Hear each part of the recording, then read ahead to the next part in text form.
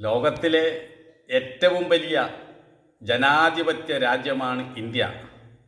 ആ ഇന്ത്യൻ ഭരണഘടന എഴുതിയ ഡോക്ടർ അംബേദ്കറെയാണ് നമ്മൾ നമിക്കേണ്ടത്. ഓരോ പൗരനും തുല്യ നീതി ഉറപ്പാക്കുന്നതാണ് നമ്മുടെ ഭരണഘടന. എന്നാൽ ആ ഭരണഘടനയെ അട്ടിമറിച്ചുകൊണ്ട് സാധാരണക്കാരുടെ അവകാശങ്ങൾ കവർന്നെടുക്കുന്നവരാണ് ഏറ്റവും വലിയ രാജ്യദ്രോഹികൾ.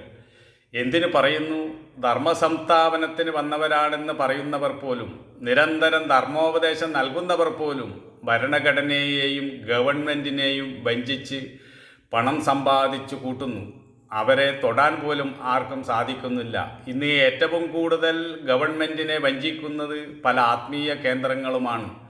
അത് ആത്മീയതയെ പണം സമ്പാദിക്കാനുള്ള മാർഗമായി കാണുന്നവരുണ്ട്.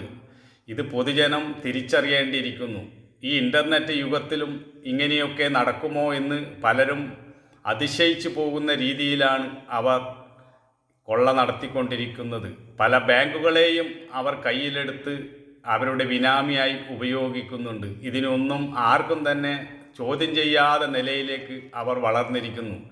എല്ലാ മേഖലയിലുമുള്ള ഉന്നത ഉദ്യോഗസ്ഥന്മാരെയും അവർ കയ്യിലാക്കി വെച്ചിരിക്കുന്നു. പല രാഷ്ട്രീയ നേതാക്കന്മാരെയും അവർ കയ്യിലാക്കി വെച്ചിരിക്കുന്നു. ഇന്ന് പല ആത്മീയ കേന്ദ്രങ്ങളിൽപ്പെട്ടവരും ജയിലിലായി, പലർക്കും ജാമ്യം കിട്ടാതെ തന്നെ ജയിലിൽ കിടക്കുന്നവരുണ്ട്. ഇതെല്ലാം സനാതന ധർമ്മത്തെ നശിപ്പിച്ചു കൊണ്ടിരിക്കുകയാണ് ഇത്തരക്കാർ. ഇതിനെപ്പറ്റി ഗണങ്ങൾ ബോധവാന്മാരായിരിക്കേണ്ടത് അത്യാവശ്യമാണ്.